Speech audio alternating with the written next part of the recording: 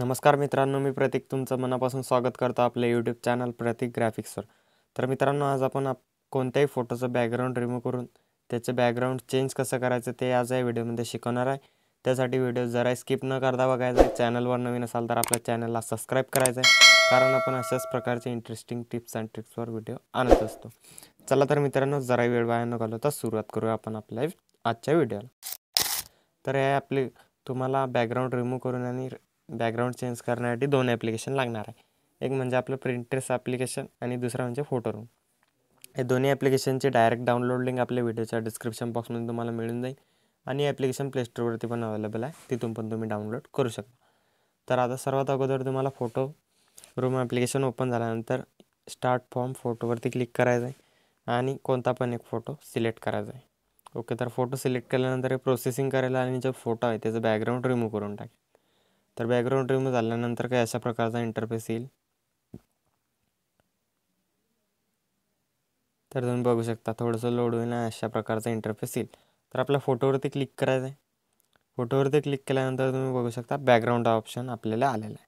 तर आता इथे तीन प्रकारचे, एक तुम्ही कलर टाकू शकता किंवा इमेजवरती आपल्या गॅलरीमधली इमेज येतील किंवा AI बॅकग्राऊंड.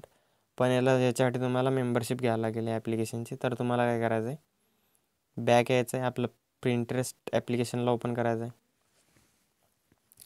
ॲप्लिकेशनला ओपन केल्यानंतर इथून कोणतं पण बॅकग्राऊंड डाउनलोड करायचं. आता मी फॉर एक्झाम्पल इथे इनडोअर बॅकग्राऊंड सिलेक्ट करतो.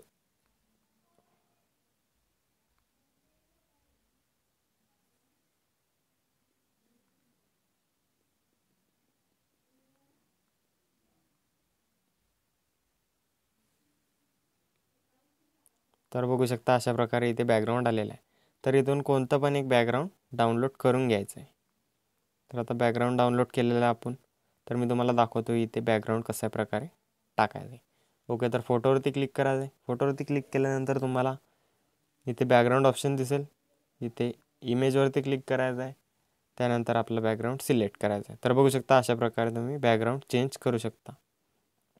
दुसरं पण बॅकग्राऊंड आहे आपल्याकडे, कोणतं पण एक बॅकग्राऊंड तुम्हाला जे हवं आहे किंवा कलर पण तुम्ही इथून लावू शकता. ओके, तर मी हे वाला बॅकग्राऊंड घेतो आहे.